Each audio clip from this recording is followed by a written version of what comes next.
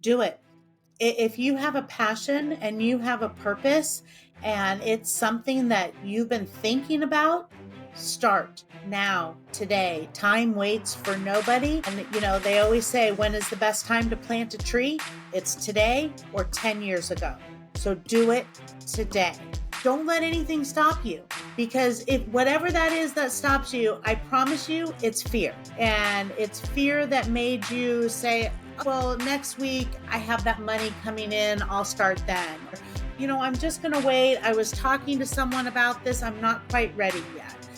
That's all fear. Fear has a great way of tricking us, of sounding logical. It sounds very logical to us because it's telling us to stay exactly where you are, because fear's job is to keep you safe and Welcome to the Hands-On Business Podcast. Where else are you going to come to get tips, tricks, and advice on growing your business? As you know, what people tend to love about this podcast is that it is a place where you can hear real business leaders discussing systems, methodologies, and strategies that they have used to help them catapult growth in their business. So I'm your podcast host, Hakeem Adebiyi, and I've grown several small businesses to multi-million-pound enterprises and noticed that there wasn't really a place that focused on where I was, i.e., growing a small business. All of the content that seemed to be out there was about big business and often just a lot of theory and no practical implementable advice, which is exactly why I set up this podcast. So take a listen, enjoy, and start implementing the strategies that you hear on the podcast. Happy listening.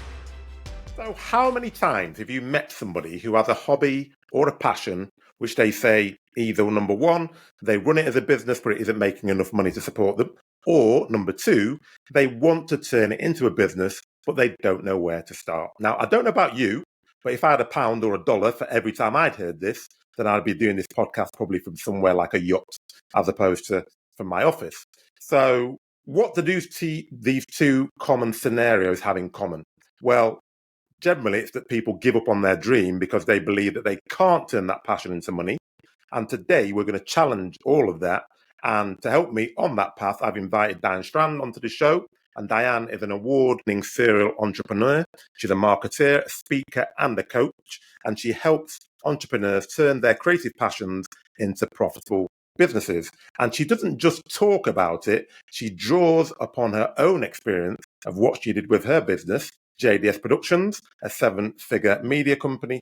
And she's also just about to release the mindset leadership book called Creativepreneur. So I'm really, really excited to have Diane on so we can pick her brains about how to turn your passion into profits. So welcome onto the show, Diane. Thank you, Hakeem. I'm really excited to be here. Excellent. So let's jump straight into it. So firstly, we're going to be talking about turning passion into profits. We're going to draw on your experience. Tell me about your passion. Well, my passion is the arts, and I am a true believer that the arts touch every industry. They level the playing field, and they are a way to make business more creative and also creatives to launch a business. They both intermingle. There is a unique intersection between workforce development and the arts that I think need further exploring. Okay, so just on that, so before I get into anything else, let's just explore that a bit then, because you just said there's a unique interaction between workforce development and the art. So just talk to me a bit more about that. What is that intersection? Well, the intersection really comes with, like I was saying, the arts touch every industry. So all businesses have to market and communicate. Social media is a big part. You have to create content to be able to put that out, to be able to get your business out there. So that is, if nothing, creative. You have to be a storyteller. You have to be able to put the content together to be able to share that. So that is the intersection. And also the arts promote diversity, equity, inclusion, because it is a great way for those who may have barriers and challenges to break into their career and workforce passions. Excellent. Yeah, I can only concur. So can you just share a bit more about your journey and tell my listeners and viewers, your journey, because obviously, as you said, you're passionate with the arts. So how have you turned that into a profitable venture? Well, I truly believe that you can only connect your dots by looking backwards. And as I've gone back and really looked at all my dots and my paths and my journeys of when I've pivoted, my first dot really shows up in second grade for me. That was where I wanted to play Betsy Ross in the school play. And I was a struggling reader, and I had teachers and parents saying to me, maybe you shouldn't do that. You really can't read.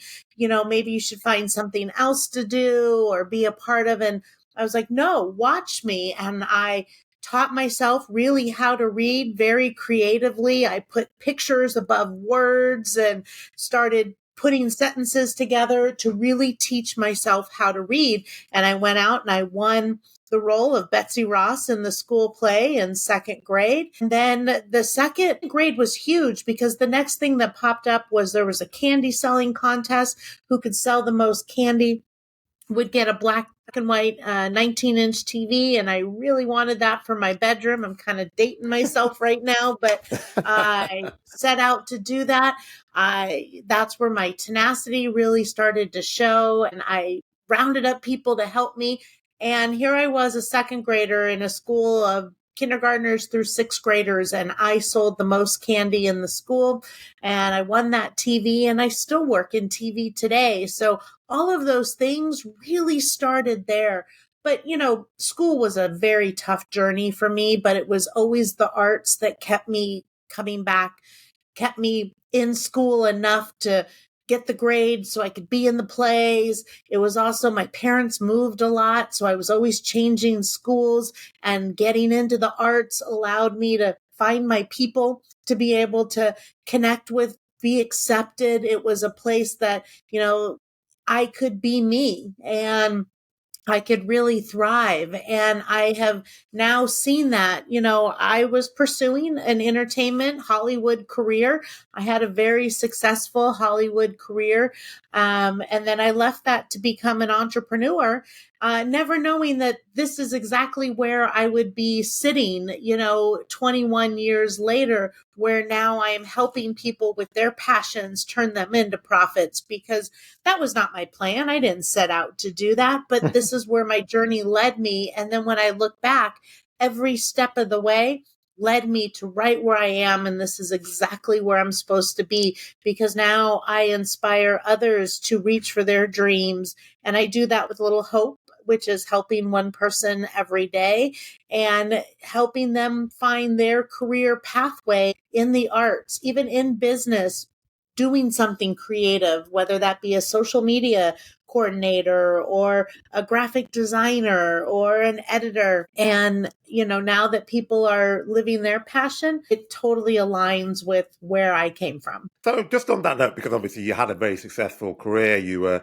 producing shows like General Hospital, Friend, and for the Walt Disney Company, and then you set up your own business. So just talk to me about that journey, because as you said, most people say that's a bit of a change or a significant change to go from that, and most people who aren't in television production will probably think, oh, that's a perfect job. Why on earth would you ever want to give that up? Well, working in the entertainment industry is a lot of hard work, that's for sure. And I was working for the Walt Disney Company for streaming the Lakers and the Kings overseas. I was doing Barbra Streisand concerts, and they were everything that I thought that I wanted to do. And then the company that I was working for lost the contract at Staples Center, and I had to figure out where to go get a job, basically. And I ended up doing a corporate video production for a pharmaceutical company called Amgen Pharmaceuticals. And I didn't even know what corporate video was. I just was taking a freelance gig, doing some producing. And all of a sudden, the videos that we were making mattered. They were videos about people who were diagnosed with cancer, and we were giving them videos how to take their medication or talking about their success from the medication, and seeing how these corporate companies were changing people's lives. And then I got to document that. And it was a whole different side that I didn't even know existed in video production and multimedia. I did get swayed. Hollywood called again, and it was a lot of money that offered me to move into reality television. And so it was kicking up in early 2000, and I went back to work in Hollywood, working on shows like Big Brother and Survivor and Joe Millionaire. But reality television was also very different than working for Disney. It was very cutthroat. And after 11 months of, missing dinner times and bedtimes and everything with my son, who was 3 at the time, I came home from work and I was venting about, another thing here and there to my husband. And he just kind of looked at me and he said, what if we quit our jobs? And he worked in the entertainment. He was an actor and a director. And we moved down to San Diego and started our own production company. And it literally took me like a half a second to go, yeah, let's do that. And we did. I put in my notice.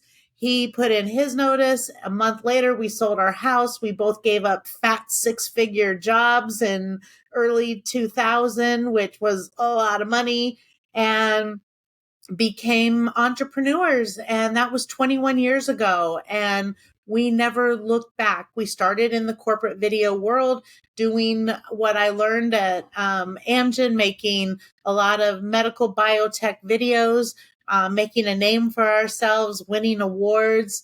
And then, that actor itch started. My husband was an actor and a director. And we then settled in Temecula and started an actor's studio and started launching careers and seeing how that was impacting people, connecting back with our Hollywood connections and getting them agents and managers.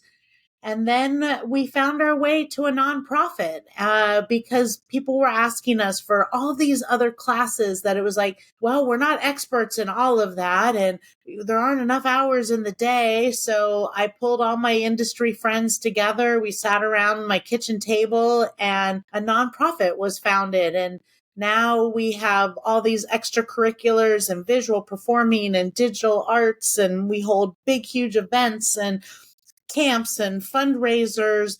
And then in 2018, we launched a Title 17 program, which works for adults with developmental disabilities, teaching them video production and multimedia.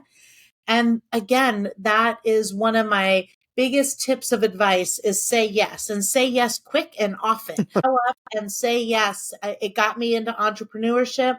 I met somebody at a chamber event who said, I would love it to have coffee. I didn't know what they wanted. I didn't know that we had any connection, but I said, yes, why not? And then she said, well, I want you to meet this guy. He loves audio. He can come work at your studio. It's going to cost you nothing. He will move flats, clean toilets, whatever you want him to do. He just wants to soak up knowledge about audio. And I'm like, well, what am I going to do with an individual that I don't have anything for them to do? I was mostly working out of my house. I showed up at the studio every once in a while. But I said yes. And he showed up. He was fantastic, of course. All of a sudden, I started coming to the studio every day instead of just showing up here for an hour or two. When a class was starting, I was working out of here. So that changed everything. To then all of a sudden, within 5 months, I saw how much he was learning. And I was like, he just needs to put his hands on something and then he can learn it. And so I was talking with my writing partner that I've worked with for, at that time, 15 years. And I said, what if we wrote a program? And we started doing this. She was one of my board members. She worked in the industry, and we sat down and we wrote a program that got approved by the state and Title 17. And now we have 30 individuals who come to us every day to learn video production and multimedia. We help place them into jobs and opportunities, into internships. And they're just people like you and me. They may have a barrier or a challenge, autistic or special needs of some sort, but they have dreams and passions, and now they're living them. And if I can open those doors, I know I'm right where I'm supposed to be. So a lot to pick out of there, actually. But the key thing that comes across to me is obviously, firstly, how passionate you are, which you'd expect about all of those endeavours. And I suppose the question is, so what gave you the bravery, and your husband at the time? Because, most people were thinking, well, six-figure salaries, you've both got really great jobs, and you're now giving it up to go and follow your passion. Because that's probably the crux of the matter, isn't it? Most people just thinking, I've got a great job. I know this is my passion, and what I'm doing currently isn't. What gives you the bravery? What the advice can you give to people to get them over that almost like that barrier to say, no, just go and do it? And that's really it. Just go and do it. You have to say yes. You have to show up for yourself. That's how you're going to build your confidence. The more you tell yourself you're going to do something and you follow through with it, you just put a coin in your confidence bank. You start to trust yourself and you rely on yourself. I knew if I was going to trust anyone, it was going to be me. I had to get it done myself.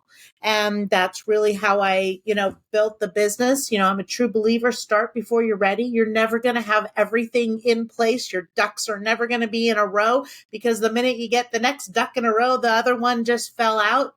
Keep going, create that momentum. There's a saying, I don't believe that you can do anything fearless, but you can do anything fearless. So Okay. you put fear in the back seat. You can't make it go away. It won't just go away. And fear is there for a good reason. It stops us from driving off a cliff or, jumping without our parachute, right? But Yeah. I am a true believer that you pack your own parachute. Trust yourself, pack your parachute, and then it's okay to jump and it's okay to go. And, the people who have found the best successes in life have also been people who have failed the hardest in life. And, you got to be able to, I was talking about this morning. It's persistence and resilience. It is not always going to be easy. It is not always going to be fun, but you got to keep going. You got to create that momentum, and you can't compare. Anybody who's listening right now, you can't compare where you are to my journey. My journey is different. My journey is in, chapter 21 at this point, not chapter 1. So you just have to move forward. But I always start over all the time. So, it's interesting. I started in this industry way, way back when as an actor. And here I am now, all these years later, finding a stage in another way. I'm on podcasts, do TV interviews. I have my own TV shows. Doing a TED Talk, all of those things. So I found my stage, but it's different. And then again, when you connect those dots, you're exactly where you're supposed to be when you start looking at what your past is and where those big milestones have come up. It's going to show you where maybe you need to go. And manifestation is a fabulous tool to work with. You don't have to know all the steps in between. Just know what you want it to look like at the end and let that next step reveal itself. And it will highlight, and then take it. And then if you have to pivot, that's okay too. It doesn't mean that it's a true failure. It just means you need to shift and you need to make a change and you need to work through something or learn something. Get a coach, get a mentor. They really do help and they really do work. And, those are the biggest things that, to do things and just keep going, because the fear will be there. But if you have the steering wheel, you have control of the radio, then you can make the journey the way you want to make it. Yeah, and I think that's what you said there about the momentum and just doing it. And I think all the people I've spoken to who have turned a passion into profits or into business, and that tends to be the thing, because I've always thought that actually, because when I started my own business and people said, oh, you're very brave to do that. I said, no. I said, bravery is actually staying in a job that I'm not that passionate about, actually. Going to find my passion or extend my passion and turn that into a business isn't bravery, actually. That's what I call fun. Yeah, and as you said, it's not easy. It takes a lot of resilience because you're going to get knocked and you're not got a salary, etc. But when it starts working, you're actually enjoying what you're doing, and nobody can really take that away from you because it is following your passion. So in that regard, what advice would you, or what tips would you give to somebody in terms of some of the key steps in terms of finding out what your passion really is? Because obviously if someone says to me, what's my passion? I just love selling, actually. So me building sales programs, I love selling, I love the commercial world. You love the arts. So if someone comes to you and says, well, I've got a passion of X, how do you help them really identify how they're going to bring that into a business or into a profitable scenario? I would have to know what X is. That would be a really good thing. And then finding out what it is about X that really makes them passionate. You have to remember, it's like, like connecting those dots, I think, are so important. I hadn't thought about till probably like 3 or 4 years ago. I hadn't thought about second grade. I didn't know second grade had any connection to what it was that I'm doing right now until about 3 years ago. That's where you have to really start thinking about your story. Who are you? What is it that makes you tick, that makes you move? I mean, we can all go get a job, right? That's not what we're looking to do. We're looking to fulfill a career, right? We're looking to fulfill, what is that you have that passion about, that you want to create a legacy about? And, there's nothing wrong with somebody who loves what they do. They could be a microbiologist or an accountant or any of those things and love their job. And that's okay. And go to work every day and love your job. And if you're passionate about it, or maybe there's something else that you're passionate about, and it becomes your side hustle, right? You don't have to have your passion always be your end all be all. Your passion can turn into profit. So you have to figure out a way. So start providing value to your passion. If you have a passion, I have a passion to the arts. The arts in itself aren't going to make me money, but I have to take that passion and start pouring into that to find out how is it that I can share my passion with other people to help them find their profits. And then it does lead. The more I give, the more I get. Once I stopped worrying about what the bottom line really said, and this is when I changed, we're here to build wealth, not to control cash flow. Let the money come and go, because it always does. I've learned nothing. It's feast to famine. So it's about building the wealth, because when the famine comes, if you have a little bit of wealth to sit back on, it's okay. You can build that security that way. Pay yourself first. Always pay yourself first before anyone else, no matter what that is. Keep that commitment to yourself. If you're going to put $1 in the sock drawer every day, put $1 in the sock drawer every single day. That's how you build your confidence. That's how you get your strength, wherever it is, because you have to be able to, be authentic to who you are and live your passion. Whatever that is, it will turn into profit somehow, some way.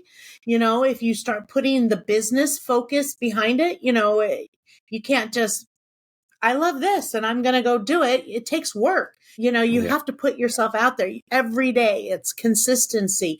There's that resilience. You're going to be knocked down. You're going to get no's. But remember, no might just mean not right now.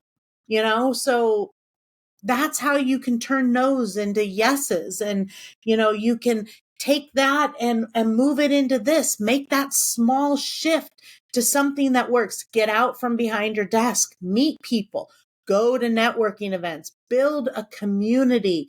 I mean, that's where it really comes from. Provide value. And the minute you start providing value to other people, they're going to give it back to you like no tomorrow, because they're like, Diane did this for me. I'm going to share her social media. This happened. I'm going to do this for them. I'm going to refer. That's how referrals happen. That's how social media shares happen. That's how people like and comment, because they start to trust you. They start to know you. You're being consistent. You're providing value.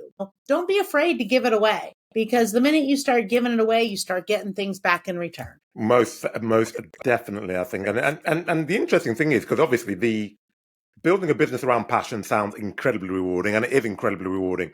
But obviously there's going to be some challenges. So if you got some examples of the obstacles that you faced along the way, and then how did you overcome them?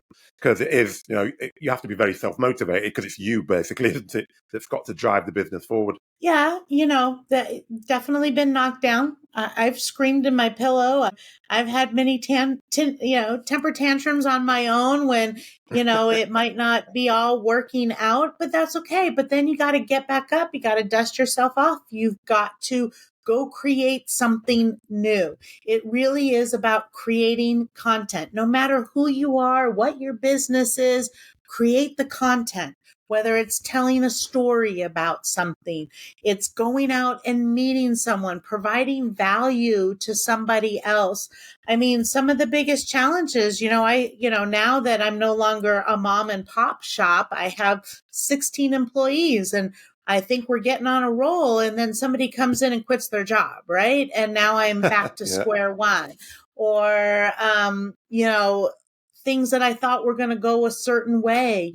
I'm now doing a TEDx talk, but do you know that took me 2 years to get that TEDx talk of applying and applying. And if I took that first no, and then no one wants to hear me say anything, I wouldn't be doing one.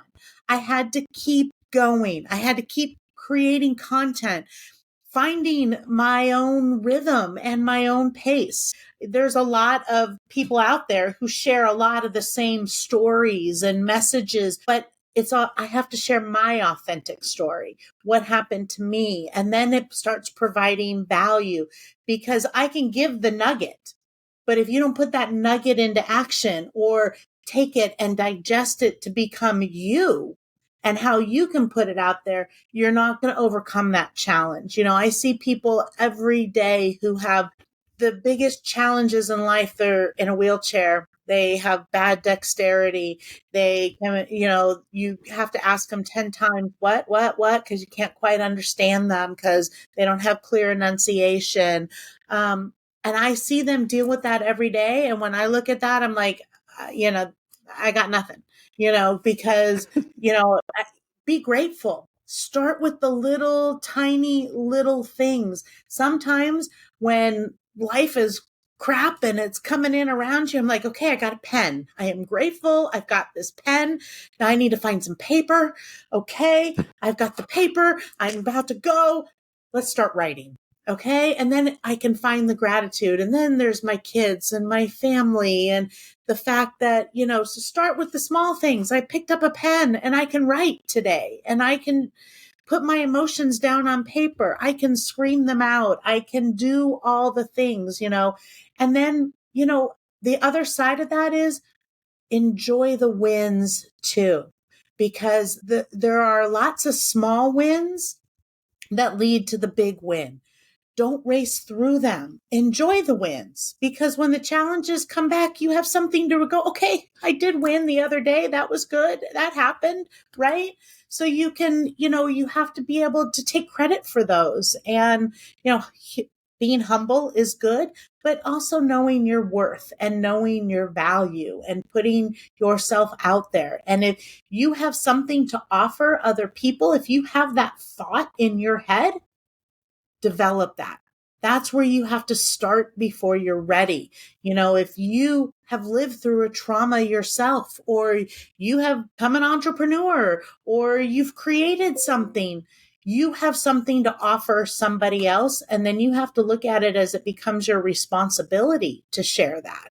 Because if you don't share it, somebody else is out there telling somebody something and maybe not giving them the best advice that you could give them. And the thing that I wrote down there, actually, from what you just said, Dan, and which I think was really illuminating, was resilience, authenticity, enjoying the wins. And then the last thing you said there, which is going to lead me on to my next question, was about knowing your value.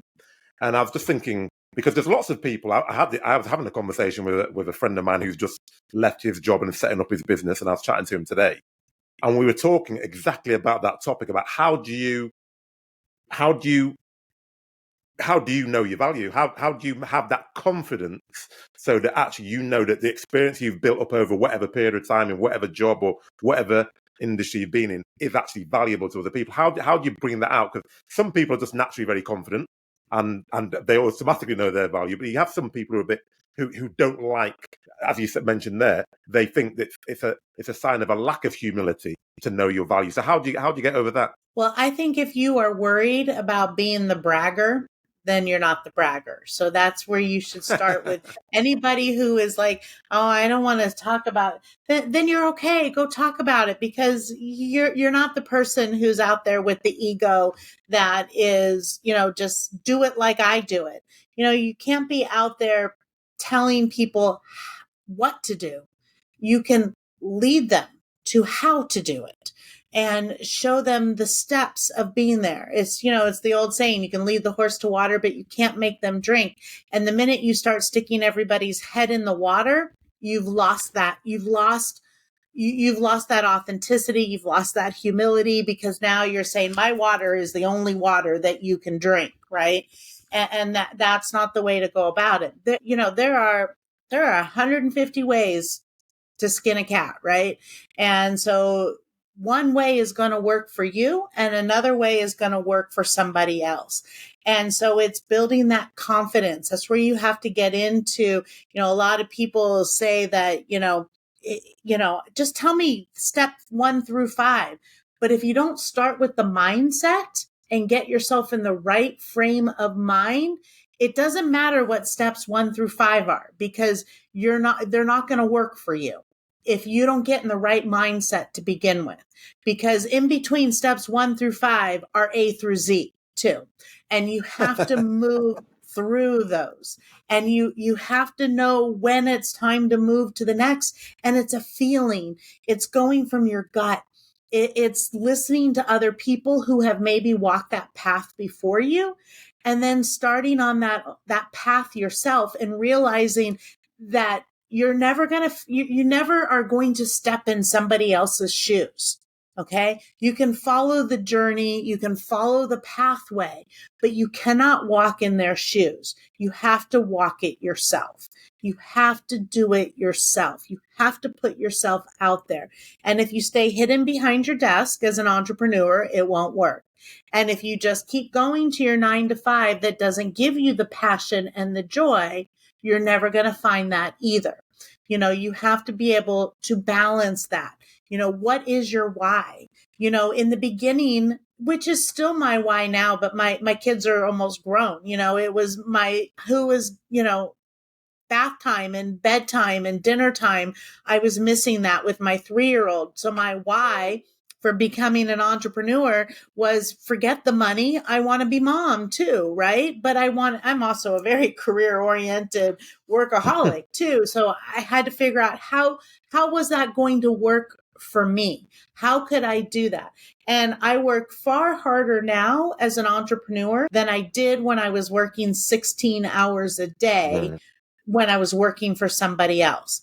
I mean, I still work harder, but I get to also make my own schedule in a sense. I'm beholden to clients and customers, sure, and there's clocks, but it's like I can also go and do what I need to do. When my daughter needs to be somewhere at 3:00, I can go do that. Right. Those are the things that come with that. It wasn't all instantaneous, and my why has shifted in other ways. I mean, my family is still at the core of my why and why that happens, but now my why is in creating a legacy. My why is in trying to give back and help others and do that. So it's expanded, it shifts, it changes. And if you know your why, it's going to help you figure out all of the other things, because that's going to drive you in those different directions and start your momentum. Yeah, no, I think starting with a why in mind is always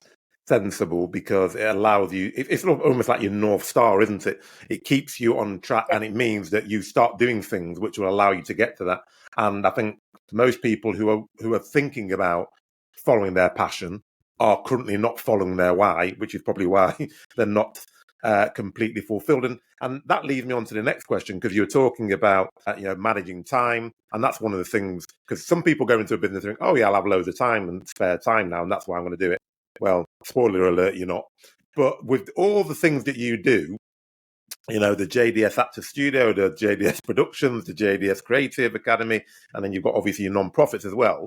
You're probably the best person to ask. So how do you manage all those things? And then what are your tips to people in terms of time management? Because you're packing a lot in every 24 hours.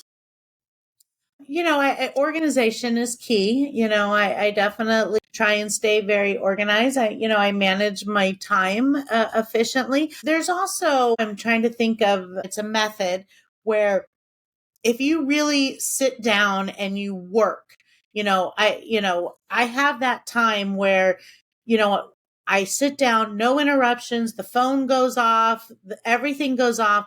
And if I can do 20 minutes of work uninterrupted, I get more done than if I'm trying to work on a task all day long, and then I have 3,000 interruptions because, beep, beep on my phone, or an email came up, or this happened, or social media. And if I'm squirreling like that, I don't tend to get everything done. So I spend, this is how, the person's, I wish I could remember it. I'm drawing a blank right now. You sit down, and if you dead focus on whatever your task is, it does not take as long as you think it would take to get things done. Okay, I need 1 hour on this, and I push through it and nothing to interrupt me. And then I can squirrel around for the next hour and go talk or lead or manage or have this conversation and do that, and then come back and, okay, I got to get payroll done right now, and it takes me 35 minutes to do that. I close the door, I do it, and I'm done, as opposed to sitting down and having 100, and that payroll just took me 2.5 hours, and I might still have tasks to do with it. So it really comes down to time management and being able to know when it's work time and when it's, leadership time, I guess you could say. No, yeah, that's very, very useful in terms of that focus, because I think there's lots, especially now with most of the work you're doing is on your computer, and there's just so many things coming up, pinging on the internet, notifications coming up. You need to turn all that off, I think, is what you're saying, and actually say, right, Yeah. I've got to get this task done. Let me focus on it. I don't care what else is going on. I'm just going to get this done. And I think that's really useful advice. Actually, I want to try. I do try and do that most of the time, but I'm a bit obsessed with LinkedIn. So LinkedIn always seems to eke into my time. But I think, that just turning it off and doing that. But so spend the other thing I want, because you really only have to get on LinkedIn probably, let's say you tell yourself 2 times a day, right? You check it in the morning, you know what your tasks are, and then you don't go back to it, and maybe you check it at 5:30, and you have set things, but it's the back and forth that you get caught up in what everybody else is doing and all of those other things. And next thing you know, you're on social media. And, those are the things that I even teach my social media person. It's like, be focused on it, because you should really only need to spend on one profile and all the platforms, for about 1 hour a day per profile. So, it should make it, I have 7 profiles, so it makes it a long day. and I think you're right, because if you just said, right, I'm going to go on which is what I try to do generally. If you go on and say, right, I'm going to go on in the morning, which is what I do, and then I'll go on lunchtime-ish, and then that should be more than enough. And because you're focused on what you're doing, so I'll connect to my target audience. I'll fill in my whatever reactions to my posts, and then that's enough. You don't need to be going in every thing. I mean, the biggest issue I've got is that bloody phone, because that phone then starts pinging, and now you sort of I'm now pushing that aside and thinking, no, I don't want to look at that. So just on there's a couple of things I wanted to ask. So one is that you've won loads of awards. So you got the 10 Telly Awards, you've got the 7 Communicator Awards, you've got 2 Anthem Awards, and you've got Standout Business Awards, and you've got the Non-Profit of the Year Awards. And the two things that you're saying is that obviously you're following your passion, but then also your why is about the family, but also about a legacy. So out of those, what award really is the one that stands out to you that you say, if I had to pick and rank them, this is the one I'm most proud of? Probably the Nonprofit of the Year from our chamber would be something that I am it really touches my heart. I live in my community and my business community, and to know that that's voted on by my peers, it means a lot. That's really what changed my business, was becoming a member of the chamber, of being able to be a real stakeholder in the community. That made a difference business wise. It made a difference personal wise. I felt like there were those that I could give to, not only just sell to, right? And that was a huge difference. And then to be acknowledged by my peers in that way, that was hugely rewarding. I love the creative stuff, in being able to tell good stories and create wonderful content and put that out there. So, they all mean something, and, you wouldn't keep buying for them. I just entered into the Anthem Awards again last week, into a whole new round, and, I've already won them, but I still want to be able to submit into them to say, am I still there? Do I still got it? Right. Those things are important, and they also help recognize the team that I work with, because, I think it's I don't do it alone. I'm one of 17 around here, and all our students. Without our students, we couldn't do what we do. So it's like a wheel. Every spoke, every tread means something. And even the most horrifying moments that I would never, ever want to go back to, I learn from them. You either win or you learn. And there is no losing. There is no failing. It's you win or you learn. Pain is temporary. Growth is permanent. So, even the toughest lessons and the things that maybe have even been the most embarrassing, are sometimes the biggest lessons that propel me to the next. And I think that comes down to mindset, doesn't it? Because I always think that the only way you ever lose in any situation is if you don't learn from it. Because that is exactly the philosophy I try to drill into my kids is, you're either winning or you're learning something. We all go through hardships, we all go through problems, but what have you learned from that experience that you can actually apply to another experience, and that it doesn't happen again, for example. And one of the things that you've said consistently through the episode is about content and creating stories. AI is very topical at the moment. Everyone's talking about AI, ChatGPT, and everything else. So how has that affected your business positively, negatively, and how would you suggest people, if they're going to use it for the betterment of what they're doing, rather than, because sometimes you see some people just putting posts that it's so obviously AI, or to put a picture out, it's so obviously AI, and it's almost you're losing that creativity in some instances, and you're obviously in the creative industry, so I'm really interested in your opinion on it. Well, I think AI is a tool like anything else. So you definitely need to learn it and know it. If you don't want it working your job, you have to work it for your job. So definitely learn it, know when to use it and when not to use it. It's a great place to start. If you're looking at a blank piece of paper and you need to write something and you don't have anything to kind of start with, it's a great starting. It's something to kick you off and get going, but don't leave it at that. That's where the robot's going to win every time. You can have it create you this thing and go, okay, well, now if I start changing and I do this, it now sounds like me and it starts working. And that's okay too.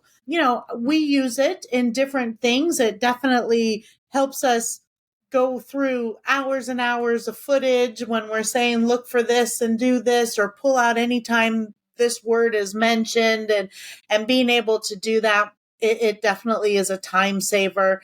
I think if you're using it for good, there's nothing wrong with it.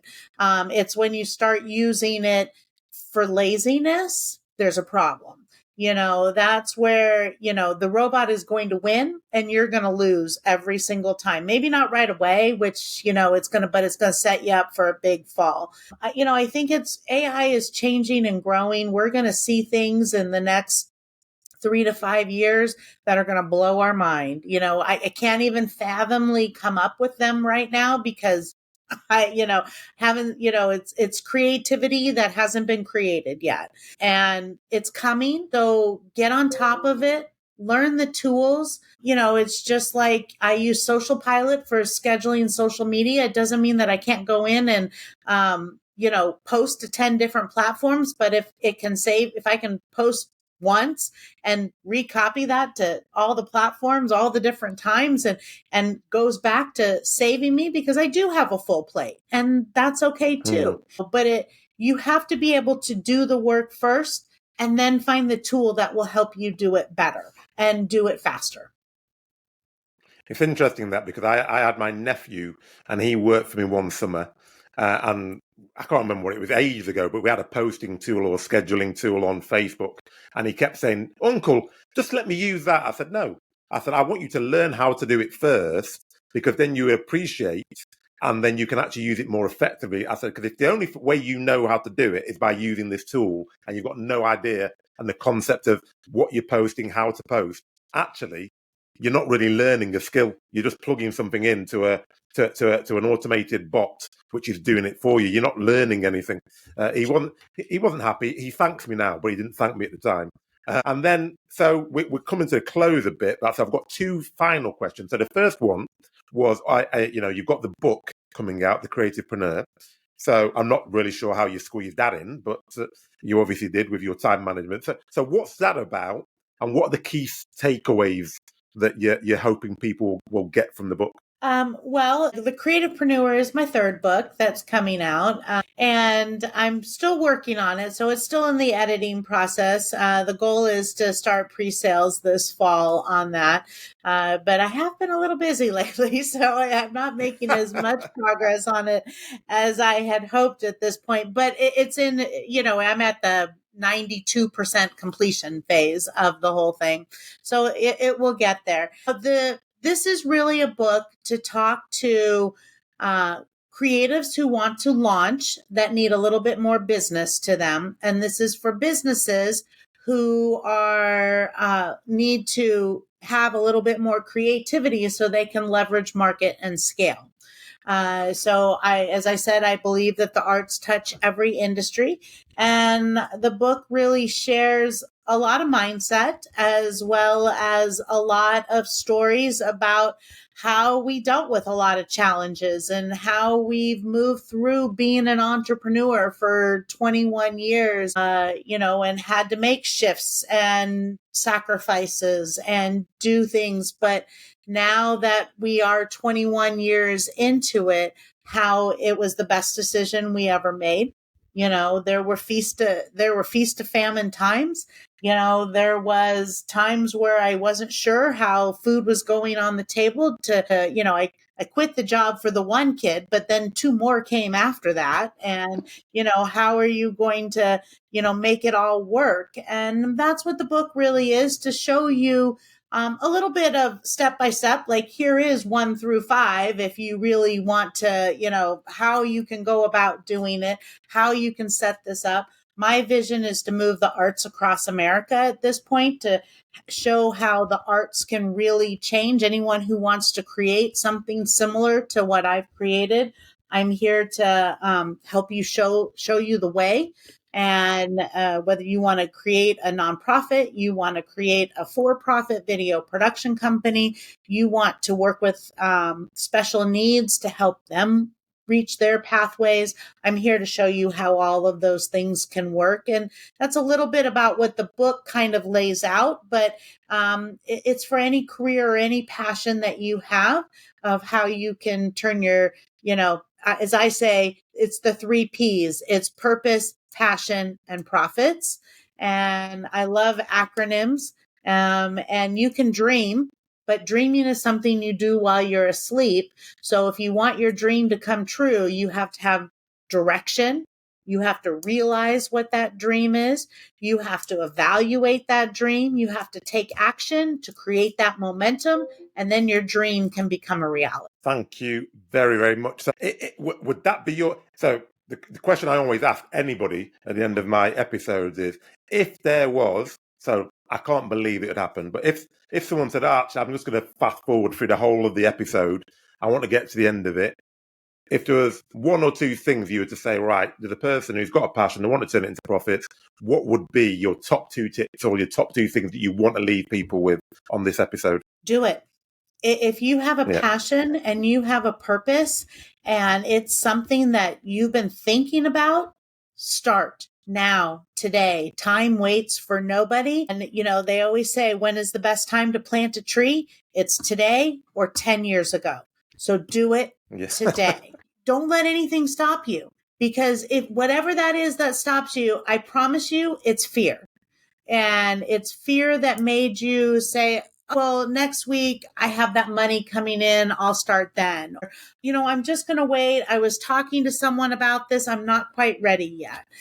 That's all fear. Fear has a great way of tricking us, of sounding logical. It sounds very logical to us because it's telling us to stay exactly where you are, because fear's job is to keep you safe and not move. So you have to take control of that and say, I'm going to do it anyways. Start before you're ready. Time doesn't wait for anyone. Say yes and show up. And thank you very much, Diane Strand. I think that's a perfect place on which to end. Just do it, basically. So thank you very much. It's been an illuminating 50 and something minutes, and I really appreciate your time and you coming and joining us on the Hands On Business podcast. So thank you very much. It's been a pleasure. Podcast episode with Diane Strand.